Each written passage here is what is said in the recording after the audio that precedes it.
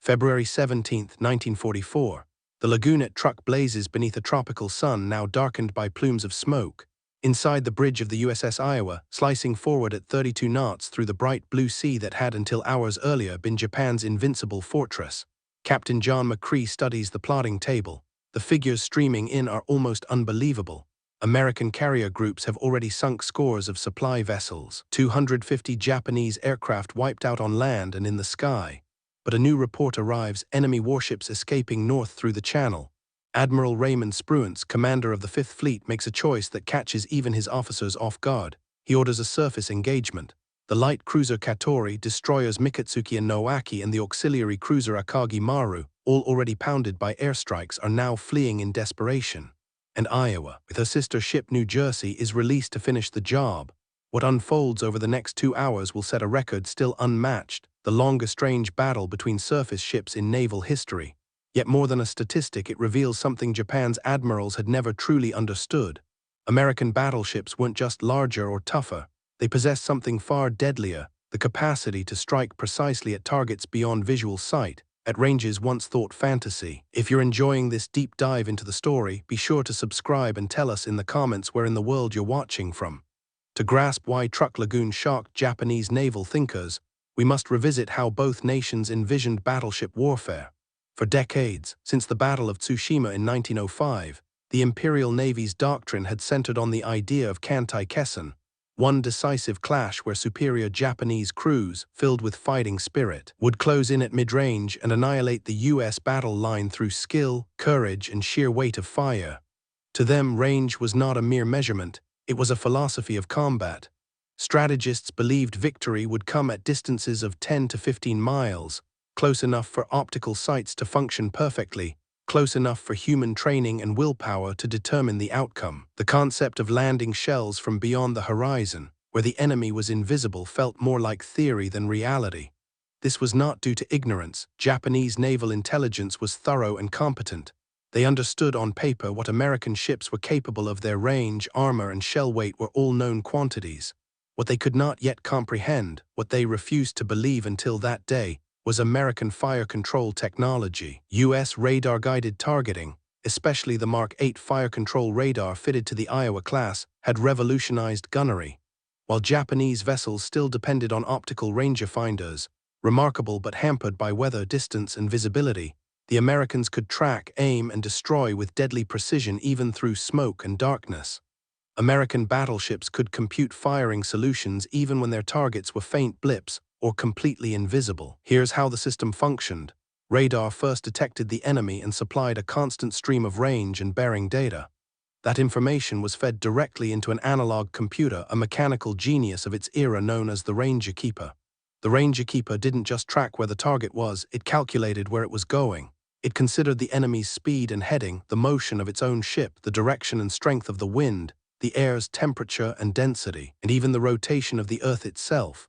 It predicted precisely where the target would be by the time a shell, flying for over a minute through the sky in a vast arc rising more than 7 miles high, finally reached it. This was no guesswork, no lucky broadside. It was mathematics turned into destruction. And despite all their intelligence reports, the Japanese never truly grasped what that meant in reality. They had built Yamato and Musashi, the largest battleships ever made, carrying monstrous 18-inch guns that could, on paper, outrange any foe. But what exists on paper and what can be done in battle are not the same. Without matching fire control technology, those giant guns were confined to distances where the human eye could still aim. Meanwhile, American battleships, with slightly smaller but far better directed 16-inch guns, could strike accurately at ranges the Japanese had never trained for. The morning of February 17th opened with waves of carrier-based attacks. Task Force 58 under Admiral Mark Mitchell launched assault after assault on Truk Lagoon. For 2 years, this base had stood as Japan's Gibraltar of the Pacific, a massive natural harbor ringed by reefs and shielded by hundreds of aircraft. American submarines had stalked its outskirts, sinking anything that dared to leave, but no one had ever attempted a full invasion. Until now. By mid-morning, the lagoon had become a floating graveyard. Cargo ships burned at anchor, destroyers and cruisers caught off guard were bombed and torpedoed without mercy. The air was thick with smoke from burning oil and exploding ammunition. Japanese pilots, scrambling in desperation to defend their base, were cut down by American fighters in numbers that foreshadowed the later Great Marianas Turkey Shoot. The light cruiser Katori, serving as a training ship, lay anchored inside the lagoon. Her captain, Takao Sugiura, immediately knew that staying meant certain annihilation. At 0430 hours before the first American strikes arrived, Katori slipped out through the northern channel, joined by the auxiliary cruiser Akagi Maru, the destroyers Mikitsuki and Noaki, and the small minesweeper Shonan Maru no. 15. They were fleeing, hoping to reach Saipan, praying the Americans would stay focused on the chaos inside the lagoon and overlook a few ships escaping to open sea. They nearly succeeded, but American scout planes spotted them. Reports reached Admiral Raymond Spruance, commanding from the heavy cruiser Indianapolis. His carrier groups had already turned Truk into ruin. The aircraft were now limping home, some damaged, all running low on fuel and ammunition. Normally, the pursuit would end there. Fleeing Japanese ships could be left to submarines or land-based bombers to finish off. But Spruance wanted something more. He wanted a gun battle, a surface engagement where battleships and cruisers would face the enemy directly, ship to ship. Some of his officers called the plan foolhardy. They argued the carrier forces could finish the job without risk. Why gamble precious capital ships? But Spruance saw things differently. The carriers alone would not be enough.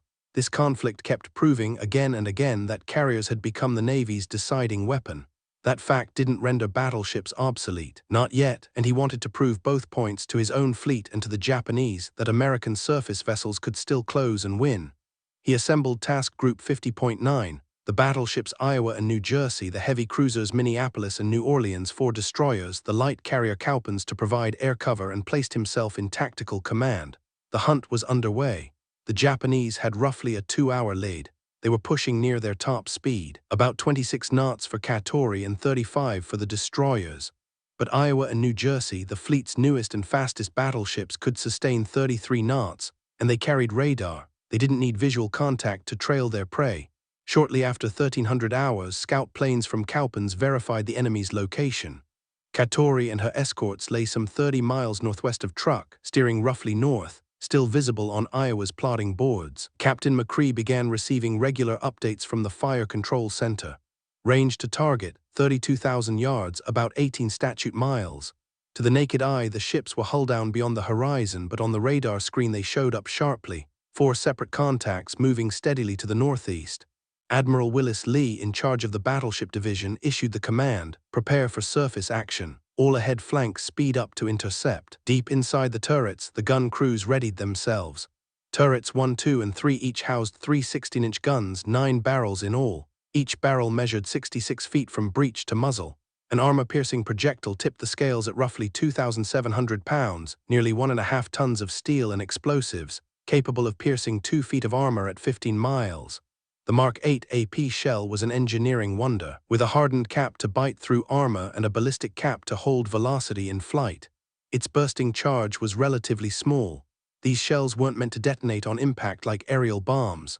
They were engineered to drive deep into a ship's internals and then explode, ruining magazines, engine rooms, and command centers, effectively killing a ship from within. For this action, however, the high-capacity Mark 13 shells were better suited. Weighing about 1,900 pounds, they carried a much larger bursting charge designed to spray lethal fragments against lightly armored vessels like destroyers and the thin-hulled Katori. Those were the rounds selected. In the plotting room, the Ranger Keeper hummed as it took radar feeds, the ship's gyro compass and speed inputs, and continuously updated estimates of the enemy's course and speed. The system churned out the firing solution. Barrel elevation needed laughter music lead angle to account for the targets. Even the slight erosion of the gun tubes, which trimmed muzzle velocity after repeated shots, was included in the calculations. At 14,500 yards, Iowa opened fire. At a range of about 7.5 statute miles, Turret 2 spoke first. 3 barrels fired, hurling 3 shells, each weighing close to a ton, at a muzzle velocity of 2,600 feet per second. The recoil was thunderous. The whole ship trembled. The blast wave alone could seriously injure anyone on deck without protection. Massive steel blast shields built to absorb the shock from the gun's breath briefly glowed red from the heat. 45 seconds later, the first salvo reached its mark. Katori, already battered from earlier airstrikes, was twisting in the water trying to dodge. Her captain knew what was about to happen. 3 shells came down in a tight group, one short, one long, one close enough to drench the decks in spray and fragments. A near straddle, the next salvo would correct. Katori's gunners returned fire with determination. Her 5-inch dual-purpose guns, meant to defend against planes or destroyers, thundered defiantly. She even loosed a spread of torpedoes, an act of desperation more than hope, but the range was far too long. Her optical sights couldn't lock onto ships hidden beyond the horizon. The torpedoes veered off harmlessly, missing New Jersey by hundreds of yards. Iowa fired again and again. Each broadside sent 3 more shells screaming downrange, each corrected by the previous splash. The Ranger Keeper continuously updated its calculations. Radar tracked Katori's every maneuver, small course changes meant to throw off aim, but there was no escape. At these distances, shells took nearly a minute to reach their target, but the American system aimed for where the cruiser would be, not where she was. The 4th salvo struck home. Multiple hits smashed into Katori's midsection and upper works. The 1,900-pound shells exploded with colossal force, sending shards of steel slicing through everything unarmored. And Katori, being a light cruiser, had almost no armor to save her. Her bridge was obliterated, her engine rooms ripped open. Fires spread rapidly. The destroyer Mikitsuki, her escort, tried to help, laying smoke, turning toward the enemy, trying valiantly to draw fire. She launched her own torpedoes toward Iowa and New Jersey. Lookouts aboard New Jersey spotted the white wakes. The ship swung slightly off course. The torpedoes slid past the bow, missing cleanly. One officer later joked it would have been embarrassing to take a hit under those conditions. Mikitsuki's bravery bought nothing. The American heavy cruisers Minneapolis and New Orleans had closed in by then. Their 8-inch guns joined the barrage, while carrier planes from Cowpens circling above radioed confirmations of hits and warned of any submarine movement. Katori, still firing as she rolled heavily to port, capsized at 13:43 hours after 11 relentless minutes of shelling. Captain Sugiura went down with her. Dozens of survivors floated among the wreckage. The destroyer Burns tried to pick them up, but the Japanese sailors, trained to die before capture, fought off the rescuers. Some even attacked the Americans in the water. None were saved, not one. All 300 officers and crew of Katori were lost. Mikitsuki, still defiant, became the next target. Outnumbered and outgunned 20-1, she charged ahead to launch another torpedo attack. The cruisers Minneapolis and New Orleans turned their full firepower on her. Shell after shell smashed into the 2,000-ton destroyer. She took blows that would have sunk 3 ships of her class. Her crew kept fighting until her magazine detonated and she tore apart midships.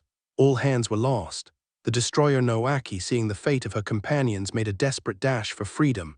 She was faster than the battleships, capable of over 35 knots, and she already had a lead.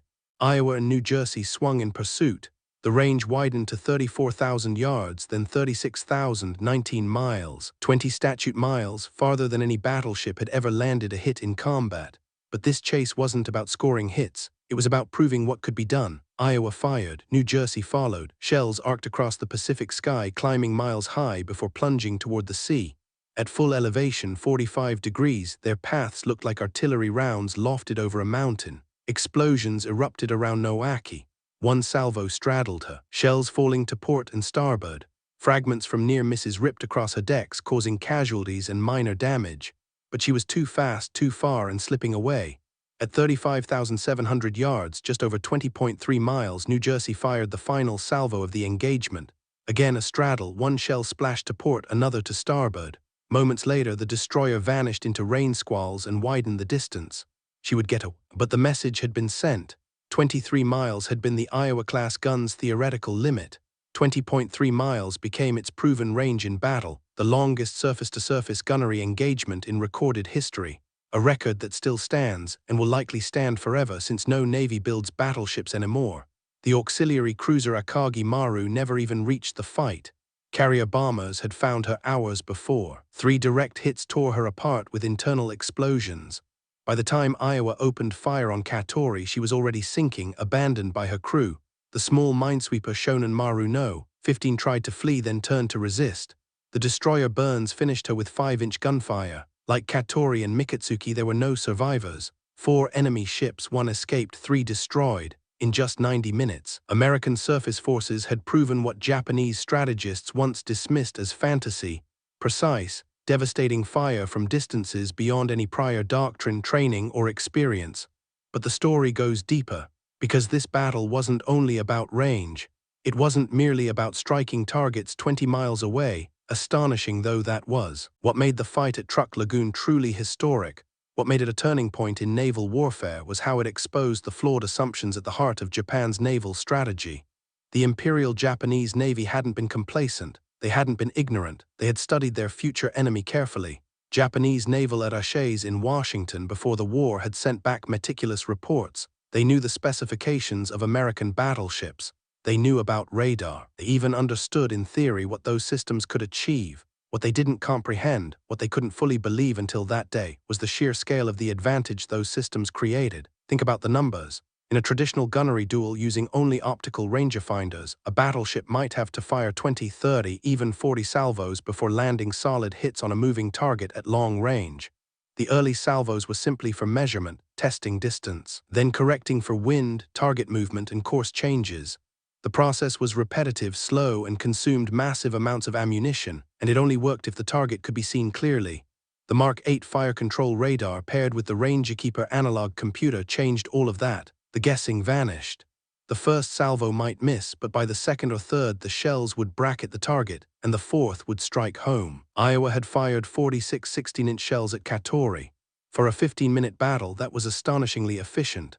Before the war, analysts estimated it could take 200 shells or more to cripple a cruiser-sized ship at extreme range.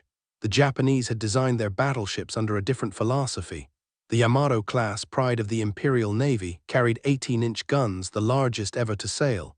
Each projectile weighed 3,200 pounds, heavier than any shell in the American arsenal, and their theoretical range slightly exceeded even that of the Iowa class. On paper, Yamato outgunned every ship afloat, but range without accuracy is just noise and wasted powder. The fire control systems aboard Yamato and Musashi, impressive by optical standards, were still a full generation behind America's radar-directed systems. Japan had radar, but it wasn't seamlessly linked to their fire control equipment. Operators had to manually feed radar readings into the mechanical calculators. That took time, precious seconds that, at 20 miles, could mean the difference between hitting and missing entirely. Even more crucially, Japanese doctrine never emphasized long-range gunnery. The decisive battle, the Kantai-Kessen they trained their entire navy around, was supposed to be fought closer in, at 10 or 12 miles, where optical rangefinders were sharp and where crew discipline and fighting spirit could swing the fight. Shooting from 20 miles wasn't just difficult, it was seen as wasteful. Better, they believed, to close the gap and bring Japan's skill in night fighting and torpedo warfare to bear. Truk shattered that belief. But by February 1944, belief was nearly all Japan had left. The tide of the Pacific War had already turned. Guadalcanal had been abandoned a year earlier. The Central Pacific Offensive was in full motion. The Marshalls had just fallen, and Truk Lagoon, once hailed as the Gibraltar of the Pacific, had been neutralized in a single crushing blow. Now, even in surface warfare, the one arena where Japanese officers still trusted in their superior gunnery and discipline, American technology had made those virtues irrelevant. Ships firing from beyond sight, striking with what seemed like supernatural precision. To men trained their whole lives for close-range duels, it was a bitter awakening. If you found this story compelling, please take a moment to subscribe and turn on notifications. It helps us keep creating in-depth historical content like this. After the battle, Task Group 50.9 rejoined the main fleet. The reckoning came next. American losses, none, not a single shell struck home, not even a near miss caused damage. Japanese losses, 3 warships sunk, 1 heavily damaged and barely escaping. More than 800 Japanese sailors were dead. The material victory was considerable, but the psychological blow would be far greater. Word of the engagement drifted back to Tokyo, carried by surviving crew from Noaki and coastal observers who had glimpsed the action. Their accounts were confused, incomplete, but one detail was unmistakable. American battleships had fired at distances Japanese doctrine labeled impassable, and had scored hits swiftly, precisely, and with devastating effect. For Japan's naval staff, the implications were alarming.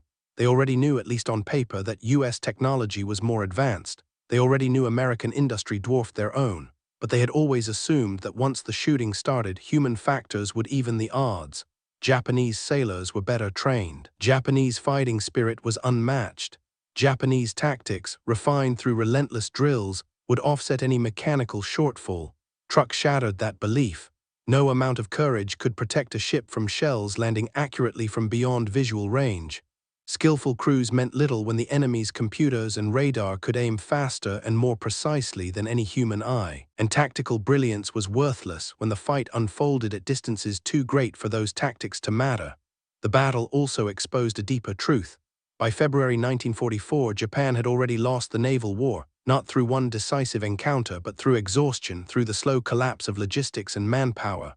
Their merchant fleet was being strangled by American submarines. Their carriers had been wrecked at Midway, the Solomons, and the Philippine Sea. Their most skilled pilots were gone, replaced by green trainees faster than Japan could train them. The Battle of Truk, if it can even be called a battle, was little more than a footnote. 3 Japanese ships sunk, strategically meaningless. But symbolically it was catastrophic. It proved that even in the realm of surface warfare, once thought the battleship's sacred domain, American technology had erased Japan's last advantages, both in numbers and in quality. So let's turn to those Iowa-class battleships, because to grasp why Truk mattered, you need to understand what they were and what they represented. The USS Iowa BB-61 was commissioned in February 1943, the lead vessel of her class. 6 were planned, 4 completed: Iowa, New Jersey, Missouri, and Wisconsin. 2 others were cancelled before launch. They would be the final battleships America ever built. They were fast, 33 knots, faster than most cruisers afloat. That speed came with trade-offs. To reach it, the hull had to be long and slender, 887 feet from bow to stern but only 108 feet across. It gave the ship a sleek, elegant silhouette, but it also meant less armor overall than the preceding South Dakota class. What armor they did have was placed with precision, thickest around the most vital sections of the ship. The main armor belt was 12 1/4 inches thick. The faces of the big gun turrets were 17 inches, strong enough to resist 16-inch shells at most battle ranges, though not completely invincible. Her main battery consisted of 9 16-inch, 50 caliber Mark 7 naval guns. 50 caliber meant the barrel was 50 times the width of the shell. That worked out to about 67 feet of rifled steel from breech to muzzle, nearly 70 feet in total. Each gun weighed around 268,000 pounds, and with the breech assembly over 120 tons. They fired 2 main kinds of shells: the Mark 8 armor-piercing round, weighing 2,700 pounds, and the Mark 13 high-capacity shell, weighing 1,900 pounds. A full broadside, 9 guns firing together, sent nearly 12 tons of steel and explosives into the air. The rate of fire was roughly 2 rounds per gun per minute, though in practice sustained firing was a little slower because reloading such massive shells and powder charges took time. Each shot used 6 silk powder bags, each holding about 110 pounds of smokeless powder. They had to be handled with extreme caution. One spark, one bit of static electricity could cause a deadly explosion. Even temperature mattered. Warmer powder burned slightly faster, changing the muzzle velocity, the range, and the shell's arc. Her secondary guns were 20 dual-purpose 5-inch 38 caliber mounts. They could hit both ships and aircraft. With a range of nearly 9 miles, they were powerful enough to strike destroyers or shore positions, and with proximity-fused shells, they could create air bursts that shredded incoming planes. Backing them up were dozens of 40mm Bofors and 20mm Oerlikon anti-aircraft guns. But the true secret weapon wasn't the guns, it was the fire control system. 2 Mark 38 directors guided the main battery. Each carried a Mark 8 radar and a complex optical rangefinder for backup. Those directors fed data into the Mark 1 fire control computer, a mechanical analog machine weighing several tons, filled with thousands of precision gears, cams, and linkages. It solved complex equations in real time. It plotted the flight path of every shell in 3 dimensions, taking into account the curve of the Earth, the Coriolis effect from the planet's rotation, changes in air density, the ship's drift from wind and current, and most importantly, where the target would be by the time the shells got there. This was revolutionary. Older systems required manual math and constant correction. The Mark 1 did it automatically, updating several times each second. That meant the Iowa could hit targets she couldn't even see in fog at night, even beyond the horizon. If the radar could see it, the guns could hit it. The Battle of Truk proved this in combat for the very first time, and it terrified the Japanese, because they realized that even their greatest ships, the Yamato and the Musashi, with all their heavy armor and bigger guns, could not compete. The biggest guns in the world were useless if they couldn't hit what they aimed at.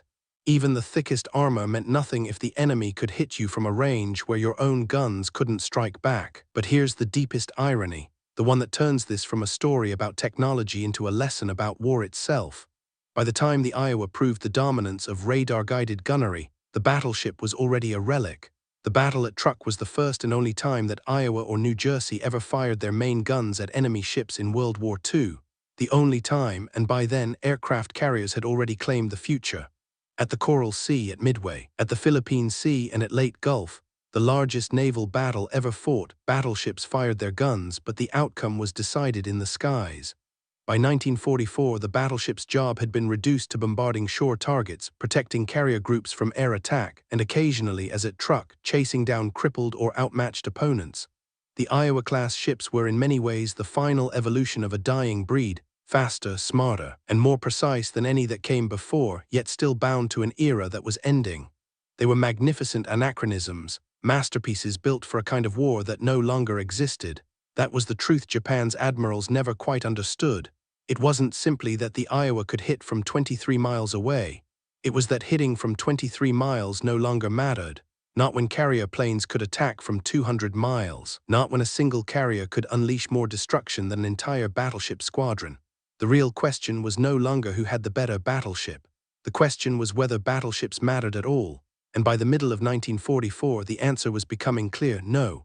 Both Yamato and Musashi would be destroyed by aircraft. Yamato on a one-way suicide run to Okinawa in April 1945.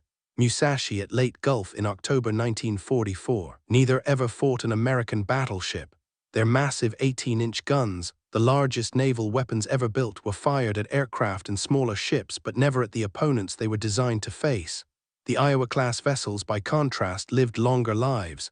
They were reactivated for the Korean War, where they pounded enemy positions along the coast. New Jersey served again in Vietnam. All four returned to duty in the 1980s, refitted with cruise missiles and anti-ship weapons. They fired their great guns for the final time during Operation Desert Storm in 1991, when Missouri and Wisconsin bombarded Iraqi defenses in Kuwait. But even then they were monuments, impressive, powerful, but of another age. The missiles they carried could reach farther and strike with far greater accuracy than their 16-inch shells. Carrier aircraft operating hundreds of miles away could deliver far more firepower with precision. By then, the battleships remained partly for coastal bombardment, partly as symbols of power, and partly because no one could yet bring themselves to let them go. Today, all four are museum ships: Iowa in Los Angeles, New Jersey in Camden, Missouri in Pearl Harbor, fittingly near where the war began, and Wisconsin in Norfolk. Visitors can walk their decks, step inside the turrets, and marvel at their engines, but the world they were built for is long gone. The era of the battleship did not end with a heroic last stand. It ended with a quiet realization that other weapons simply worked better. The battle at Truk stands as a strange moment in that transition, a display of unmatched technology in a weapons system already being replaced. Japanese admirals were stunned that the Iowa could hit targets from 23 miles away, but what they should have feared more were the carriers that, earlier that same day, had wiped out 250 aircraft and destroyed dozens of ships. Still, for the men aboard the Iowa, for the crew who loaded the shells, manned the guns, and kept the engines alive, Truk was proof that their ship still mattered, that their weapons and training still meant something. For 90 minutes on February 17, 1944, the battleship was relevant again. The guns mattered. And the radar, the computers, and the precision systems they had trained on proved their worth in battle. Captain McCree wrote in his action report that the fight demonstrated the power of radar-guided fire at long range. He noted that the cruiser Katori was quickly destroyed despite her efforts to dodge, and that the Japanese return fire had done no damage. He recommended that future surface engagements should use long-range radar fire as standard practice. His suggestions were acknowledged and then quietly filed away, because by the time the report reached Washington, attention had already shifted. Planners were focused on the coming invasion of the Marianas, on carrier operations, on submarine warfare, on everything except battleship-to-battleship combat, which no one expected to see again. For Japan, the lessons of Truk came too late. Reports reached the Naval General Staff in Tokyo. Engineers studied what little could be learned from survivors. They finally understood how far behind they had fallen in fire control technology. Plans were drafted to upgrade their battleships with better systems. But by early 1944, Japan no longer had the industry, the materials, or the time to make it happen. The war was already lost. Truk had made that clear, not because of 4 ships sunk, but because of what those losses represented. American technology, American industry, and American organization were superior in every way, in fire control, in radar, in repairs, in logistics, in manufacturing, in training, even in code breaking. The Japanese could still fight.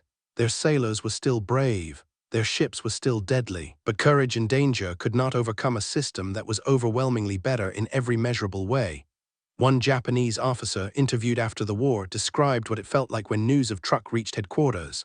"We knew then," he said, "that we were fighting a war we had already lost. Not just a battle, but the war itself. They could do things we could not do. They could build things we could not build. And they could do it faster and better. We had hoped that fighting spirit would make up the difference. After Truk, we knew it never would." This understanding spread through Japan's combined fleet slowly, unevenly, and with resistance. Some officers still clung to hope.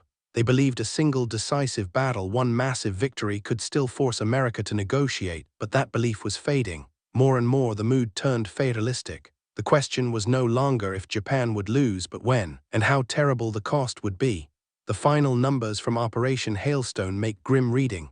From Japan's side, more than 200 aircraft destroyed, 3 light cruisers sunk, 6 destroyers lost, countless smaller warships and auxiliary craft gone, 32 merchant ships and transports, together weighing more than 200,000 tons, sent to the ocean floor. All of it achieved in just 2 days. American losses, 21 aircraft and around 100 casualties. Truk, once hailed as the Gibraltar of the Pacific, was finished.